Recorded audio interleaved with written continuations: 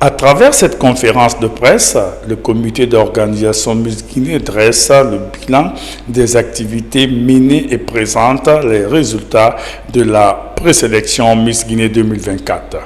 Le Comusgi réitère son attachement au respect des valeurs qui caractérisent ce concours de la beauté et rappelle les activités envisagées. J'espère que vous avez été satisfait du résultat de la conférence parce que nous, le but, c'est que vraiment tout se termine bien afin que les prochaines Miss soient très tranquilles, très posées au cours de leur mandat.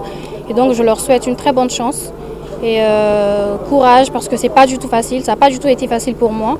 Mais je sais qu'avec beaucoup plus de travail, de persévérance, de courage, ça va aller, elles pourront le faire, elles pourront aller au-delà de ce que moi j'ai pu faire aujourd'hui. Pour la présidente du Comusgi, du comité national de l'organisation Miss Guinée 2024, la structure affiche un bon bilan avec de belles perspectives. Les candidates de cette année 2024, elles sont magnifiques. Et je suis impatiente de les montrer sur scène parce que c'est des filles, on a des juristes, on a des ingénieurs, on a des mathématiciennes, on a aussi des jeunes femmes qui veulent qui veulent faire la médecine.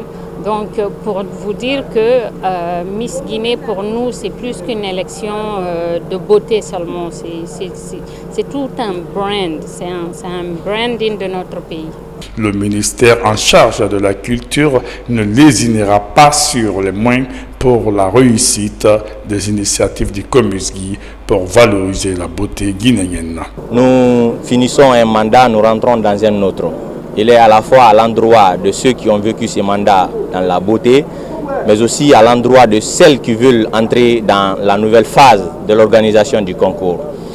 Et ce qui est sûr, le concours de beauté national, donc Miss Guinée, est un patrimoine culturel du ministère de la Culture, du Tourisme et de l'Artisanat.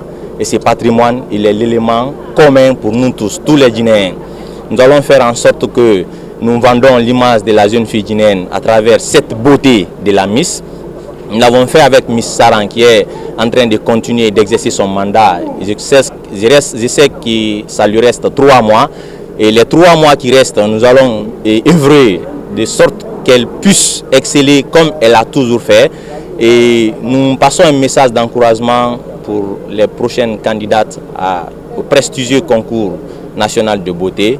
À elles de se préparer bien, à elles d'être mentalement prêtes et à elles d'être prêtes à exceller dans le sens de la valorisation de la culture guinéenne de par leur beauté. Avant le passage de la couronne entre la Miss sortante de 2023 et celle de 2024, la Miss Guinée 2023 vient de rentrer en possession de ces cadeaux tels que promis par le Comusgi.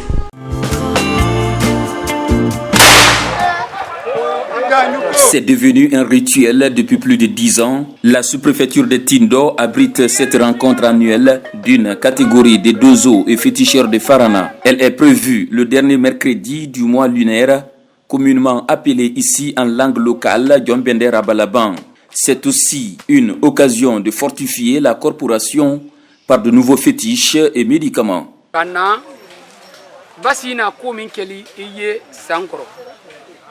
Ana momili mako nyali bulu ana momili dandana ana momili. Le dernier mercredi du mois lunaire a plusieurs significations. D'abord, c'est une occasion de remercier les fétiches pour leurs bienfaits dans l'année, comme le traitement des maladies, la lutte contre la sorcellerie et les mauvais sorts ou tout autre bon service dans la société. Ces derniers jours est aussi une occasion d'exposer tous les fétiches ensemble, chose qui occasionne le renforcement de nos liens de fraternité. Ici, nous faisons des offrandes pour le bonheur de la Guinée. La Guinée la kandanko la ka soli ke la Guinée la kandanko la ka ben la Guinée here sorona ato soronto la. Moment choisi par le président régional de cette union de Farana de promulguer, dit-il, conseil aux compagnons. Tente moy le no basiko kala wuyadi wolle no wuyab la laro no me wuyate basikoro Il n'y a pas de mensonge dans le fétichisme. C'est certains féticheurs d'aujourd'hui qui mentent aux gens. Ce qui a affaibli de nos jours cette confrérie est l'alcoolisme, l'adultère et surtout être trop matérialiste. L'argent que ton maître n'a pas demandé aux gens, si toi tu demandes ça, tes fétiches seront affaiblis. Tous ceux qui disent qu'ils n'ont pas de maître sont des menteurs.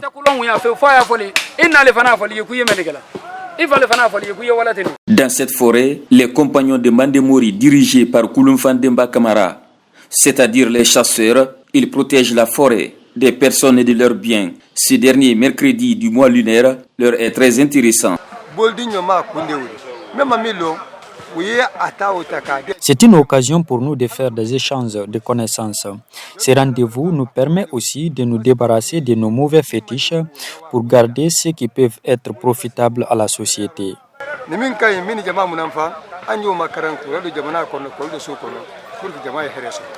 Au sein de ces deux confréries, Dozo et fétichères, les femmes sont bien représentées. Simboum Bossarantouré, présidente des femmes, est très convoitée.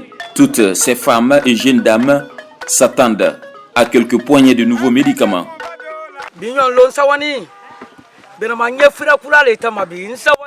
Aujourd'hui, je suis contente car je suis avec de nouveaux médicaments et je demande au Tout-Puissant Allah que ces médicaments soient bénéfiques à tous nos hôtes. Même les femmes qui n'ont pas eu d'enfants pourront l'avoir en consommant notre médicament, si elle est sérieuse. Nous les femmes, nous avons notre place ici. Nous sommes tous sur le chemin de Mandemori. Et toutes les femmes qui sont dans cette confrérie sont capables de satisfaire les gens, à moins qu'elles ne soient pas sérieuses.